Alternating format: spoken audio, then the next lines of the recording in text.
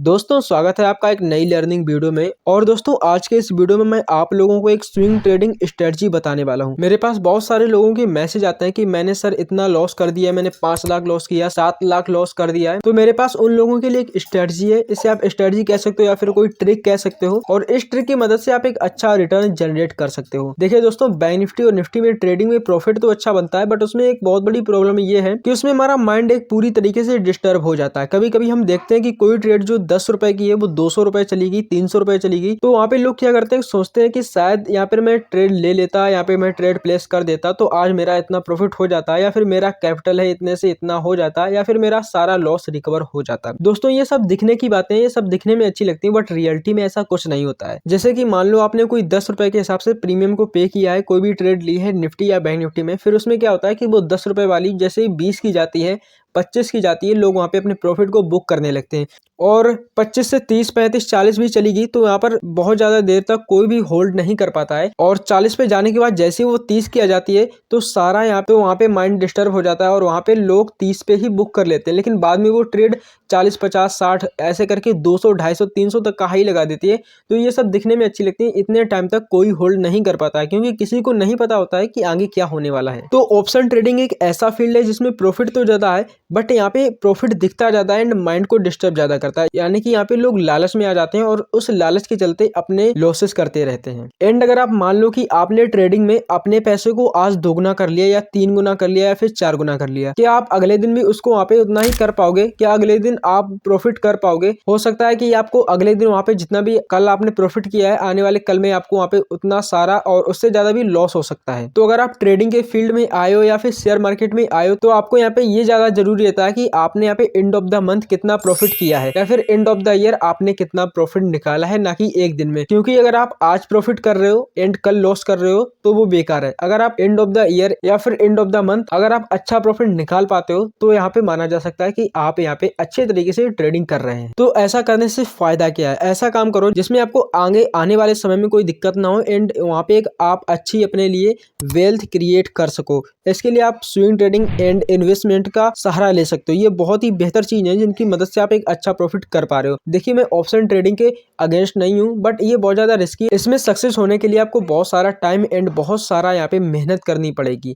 अगर आप स्टार्टिंग में आके यहाँ पे ये सब करने लगते हो तो आप यहाँ पे जितना भी आप कैपिटल लेके आते हो वो सारा लॉसेस हो जाता है, वो सब लॉस में चला जाता है। तो ऐसा काम ना करो जिसमें लॉस हो। सबसे पहले आप सीखो, धीरे धीरे करके आप अपने कैपिटल को ग्रो करो, उसके बाद आप ऑप्शन ट्रेडिंग कर सकते हो। देखिए दोस्तों, सबसे पहले अभी ये जान लेते हैं कि स्विंग ट्रेडिंग क्या होती है। स्विंग ट्रेडिंग में आपको क्या करना होता है कि आप किसी भी स्टॉक को यहाँ पे आइडेंटिफाई करते हो या फिर उसका एनालिसिस करते हो और उसे आप सिलेक्ट करते हो। जितना भी आपके पास कैपिटल है इन्वेस्टमेंट के लिए उसमें आप इन्वेस्ट कर देते हो और आने वाले 15-20 दिनों में या फिर 1 या 2 महीने के लिए उसे होल्ड करते हो। उसके बाद जैसे वहाँ पे प्रॉफिट होता है अपने टारगेट के हिसाब से वहाँ पे प्रॉफिट लेके वहां से निकल जाते हो। तो इसे ही स्विंग ट्रेडिंग कहा जाता है। लेकिन स्विंग ट्रेडिंग का एक डिसएडवांटेज ये भी है कि स्विंग ट्रेडिंग में बहुत ज्यादा कैपिटल की जरूरत पड़ती है। बट जैसे लोग मैसेज करते हैं कि उन्होंने 5 लाख या फिर 7 लाख का लॉस किया है, तो उनके लिए बहुत ही ज्यादा अच्छी चीज है कि अगर आपने ऑप्शन ट्रेडिंग में निफ्टी या बैंक निफ्टी में ट्रेड करके 5 से 7 लाख रुपए का लॉस किया है, तो आप उन्हीं पैसों से अगर आप स्विंग ट्रेडिंग करते तो आप एंड ऑफ द ईयर या फिर एंड ऑफ द मंथ बहुत ही अच्छा प्रॉफिट निकाल पाते। सो दोस्तों, आज की इस वीडियो में मैं आप लोगों को स्विंग ट्रेडिंग का एक ऐसा तरीका या फिर कह दें एक ऐसी स्ट्रेटजी बताने वाला हूं जिसकी मदद से आप अपने कैपिटल को बहुत ज्यादा यहाँ पे ग्रो कर सकते हैं स्विंग ट्रेडिंग की मदद से। और एंड एक तरीका ऐसा भी बताऊंगा जिससे आप एक बेस्ट स्टॉक को सिलेक्ट कर पाएंगे स्विंग ट्रेडिंग के लिए और उस पर खुद से एनालिसिस भी कर पाएंगे। तो आगे की बातें हम चार्ट पर यहाँ पे डिस्कस करेंगे। तो अभी हम लाइव चार्ट पर आ चुके हैं और यहाँ पे सीखेंगे कैसे में स्टॉक को सिलेक्ट करना है। बट स्टॉक सिलेक्शन से पहले 5 रूल आप लोगों को ऐसे बताने वाला हूँ जिनको अगर आप फॉलो करते हो तो बहुत ही अच्छा यहाँ पे प्रॉफिट बना सकते हो। लॉस के चांसेस कम होंगे, प्रॉफिट के चांसेस ज्यादा होंगे। तो सबसे पहले आप लोग एक कॉपी पेन ले लीजिए, सारे रूल्स लिखिए क्योंकि हमें रूल्स बेस्ड ट्रेडिंग करनी है। और ये भी बताऊंगा कि कैसे स्टॉक को सिलेक्ट करना है। आपको ज़्यादा मेहनत नहीं करनी है, सारे स्टॉक आपको वहाँ पे रखे रखाए मिल जाएंगे। तो सबसे पहला हमारा रूल ये है कि आपके पास मिनिमम कैपिटल 1 लाख रुपए होनी चाहिए। बिकॉज स्विंग ट्रेडिंग के लिए अगर आपके पास कम कैपिटल है तो आपको उतना प्रॉफिट नहीं होगा। 1 लाख कैपिटल हो कम से कम 1 लाख रुपए की, और उसके बाद जितनी ज़्यादा होगी उतनी अच्छी बात है। और उसके बाद दूसरा हमारा सबसे इम्पोर्टेंट रूल ये है कि हमें एक स्टॉक में जिसमें हमें ट्रेड करना है स्विंग ट्रेडिंग के लिए, जिस स्टॉक को आप सिलेक्ट कर रहे हैं उसमें आपको सिर्फ 25% इन्वेस्ट यहाँ पे करना है अपना पैसा। जितना भी अपना आपके पास पैसा है सिर्फ उसका 25% वहाँ पे आपको इन्वेस्ट करना है। और उसके बाद जो तीसरा हमारा रूल ये है कि आपको 1 महीने के अंदर, यानी कि 1 महीने के लिए सिर्फ आपको यहाँ पे 3 से 4 स्टॉक को यहाँ पे फाइंड आउट करना है। कोई ज़्यादा स्टॉक नहीं, जैसे कि ऑप्शन ट्रेडिंग में जैसे हम रोज़ 3-4 एंट्री मार रहे हैं, बट ऐसा नहीं करना है। यहाँ पे स्टॉक महीने में 3 से 4 स्टॉक को यहाँ पे सिलेक्ट करना है। चौथा रूल ये है, यानी कि आप जो भी टारगेट एंड स्टॉप लॉस को यहाँ पे कैलकुलेट कर रहे हो उसके हिसाब से ट्रेड करना है। कभी भी टारगेट होने से पहले प्रॉफिट बुक नहीं करना है एंड कभी भी स्टॉप लॉस सेट होने से पहले वहाँ पे नहीं निकलना है। अगर आप इस प्रकार से ट्रेडिंग करते हो तो आपके यहाँ पे प्रॉफिटेबल होने के चांसेस बढ़ जाएंगे। पांचवा सबसे इंपॉर्टेंट रूल है, सबसे इंपॉर्टेंट रूल ये है कि आपको कभी भी पेनी स्टॉक में इन्वेस्ट नहीं करना है, क्योंकि अगर आप पेनी स्टॉक में इन्वेस्ट करते हो तो आपको यहाँ पे लॉस हो सकता है। पेनी स्टॉक में क्या होता है, कोई पंप एंड डंप करके ऐसी स्कीम चलती है, यानी कि सबसे पहले किसी स्टॉक को ऑपरेटर के द्वारा ऊपर बढ़ाया जाता है। जब वहाँ पे रिटेल ट्रेडर इन्वेस्ट करने लगते हैं, एंटर करने लगते हैं, तो वहाँ पे वो जो ऑपरेटर होता है अपना प्रॉफिट लेके निकल जाता है, जहाँ पे स्टॉक ऐसे करके डंप हो जाता है। बहुत सारे स्टॉक में ये चलता रहता है। तो कभी भी आपको पेनी स्टॉक में सस्ते के चक्कर में नहीं करना है, अच्छे स्टॉक को फाइंड आउट करना है। और आपको जहाँ से भी स्टॉक्स मिलेंगे, जहाँ से आप सिलेक्ट करेंगे, वहाँ के बाद आपको खुद की एनालिसिस भी करनी है। अगर आप अपनी खुद की एनालिसिस नहीं कर रहे हो तो आपको वहाँ पे प्रॉफिट होने के चांसेस कम हो जाएंगे, क्योंकि आप हर किसी पे भरोसा नहीं कर सकते हो। खुद की एनालिसिस करना जरूरी है। अब देखिए दोस्तों, सबसे पहले हमारे पास जो चार्ट है ये है सेल का चार्ट है, स्टील अथॉरिटी ऑफ इंडिया, यानी कि गवर्नमेंट कंपनी है। वनडे का टाइम फ्रेम मैंने यहाँ पे लगाया हुआ है। करंट मार्केट प्राइस 128 है। अगर आप इसमें देखेंगे तो आपको यहाँ पे क्या दिख रहा है, आप देखेंगे कि मार्केट ने 92 में यहाँ पे फॉल किया है। उसके बाद एक रेंज क्रिएट की है। रेंज क्रिएट करने के बाद इसका ब्रेकआउट हुआ है। ब्रेकआउट होने के बाद रिटेस्ट हुआ। रिटेस्ट होने के बाद अपने हाई के पास पहुँच चुका है।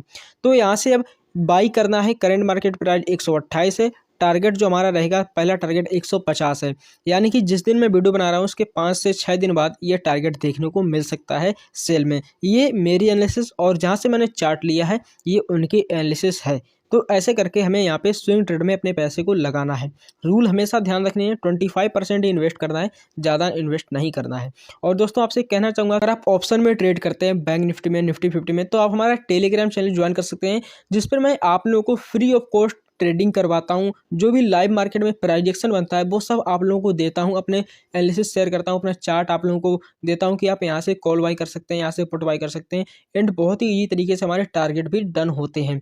तो अगर आपको ऑप्शन में ट्रेड करना है, यानी कि बैंक निफ्टी में ट्रेड करना है, तो हमारा आप टेलीग्राम चैनल से ज्वाइन कर सकते हो। लिंक मैंने description box and comment box में दे रखा है। अब दोस्तों ये मैंने आपको स्टॉक बता दिया, अब जान लेते हैं कि इस स्टॉक को मैंने सिलेक्ट कहाँ से किया था। तो दोस्तों हमें स्टॉक सिलेक्शन के लिए कहीं और नहीं जाना है, हमें ट्रेडिंग व्यू पर ही सारे स्टॉक मिल जाते हैं, जहाँ पे हम ट्रेड कर सकते हैं, एनालिसिस कर सकते हैं। सबसे पहले आपको क्या करना है कि ट्रेडिंग व्यू को ओपन करना है। उसके बाद आप यहाँ पे देखेंगे, आपको नीचे चार्ट दिख रहा है, जहाँ से आप चार्ट देख सकते हैं। एक्सप्लोर दिख रहा है, जहाँ पे आप न्यूज वगैरह देख सकते हैं। उसके बाद आपको ये आइडिया वाला ऑप्शन दिख रहा है, इस पर आपको क्लिक करना है। उसके बाद इस पर क्लिक करने के बाद इस पर आपको जाना है, और उसके बाद यहाँ पे आपको बहुत सारे स्टॉक्स वगैरह से देखने को मिल जाएंगे। और आपको यहाँ जो ऊपर दिख रहा है स्टॉक, इस पर आपको क्लिक करना है। यहाँ पे अदर कंट्री भी हो सकती है, आपको यहाँ पे अपना इंडिया सेलेक्ट कर लेना है। अब जो मैंने आप लोगों को चार्ट सेल का दिखाया था, यानी कि स्टील अथॉरिटी ऑफ इंडिया, ये देख सकते हैं, ये वाला चार्ट है। इन्होंने यहाँ पे 1 मंथ के टाइम फ्रेम पे दिखाया हुआ है, मैंने यहाँ पे 1 डे के टाइम फ्रेम पर दिखाया हुआ है। इन्होंने अपनी पूरी एनालिसिस यहाँ पे शेयर की है कि कैसे ट्रेंड लाइन बन रही है, और ट्रेंड लाइन का यहाँ पे ब्रेकआउट हो रहा है। और उसके बाद यहाँ पे नीचे फर्स्ट टारगेट यहाँ पे उन्होंने 290 का उन्होंने बताया है, लेकिन आप यहाँ पे फर्स्ट टारगेट 150 160 का रख सकते हैं। और उसके बाद उन्होंने बताया कि यहाँ पे कैसे वॉल्यूम आई है, अपनी पूरी एनालिसिस शेयर की है। नाम है इनका रोहित जी, बहुत सारे लोग हैं अपनी एनालिसिस यहाँ पे शेयर करते रहते हैं। तो आप उनकी एनालिसिस को देखकर खुद भी एनालिसिस कर सकते हैं, वॉल्यूम वगैरह चेक कर सकते हैं, और आपको जो स्टॉक अच्छा लगे उसे आप सिलेक्ट कर सकते हैं और फिर जाके उसमें ट्रेड कर सकते हैं। यहाँ पे बहुत सारे स्टॉक देखने को मिल जाएंगे। नीचे आप देखिए EHI लिमिटेड, और उसके बाद नीचे आप देख सकते हैं ICICI बैंक, इन्होंने लेवल्स दिए हुए हैं। ग्लेनमार्क में इंपॉर्टेंट लेवल हैं, और बजाज फाइनेंस में इंपॉर्टेंट यहाँ पे इन्होंने बताया कि कैसे हेड एंड शोल्डर पैटर्न बना है, और इसका नीचे की तरफ ब्रेकआउट होगा, नीचे की तरफ टारगेट देखने को मिल सकते हैं प्रॉफिट के लिए।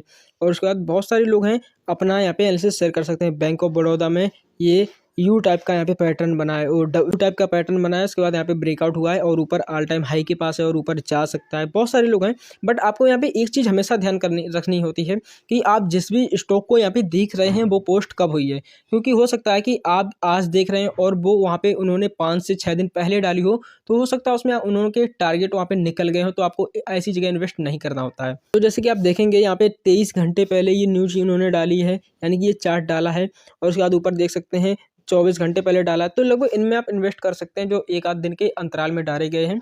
1 महीने पुराने चार्ट को देखने का कोई फ़ायदा नहीं है, क्योंकि वहाँ पे ऑलरेडी टारगेट हिट हो चुके होंगे। सो दोस्तों, आई होप आपको समझ में आया होगा कि स्विंग ट्रेडिंग में कैसे इन्वेस्ट करना है, कैसे फाइंड आउट करना है, कोई भी स्टॉक को सिलेक्ट करना है, कैसे और कैसे रूल बेस्ड ट्रेडिंग करनी है। दोस्तों, अगर वीडियो अच्छी लगी तो वीडियो को लाइक करना, एंड चैनल पर नए हो तो चैनल को सब्सक्राइब करना, एंड हमारा टेलीग्राम चैनल है उसे ज्वाइन करना मत भूलना।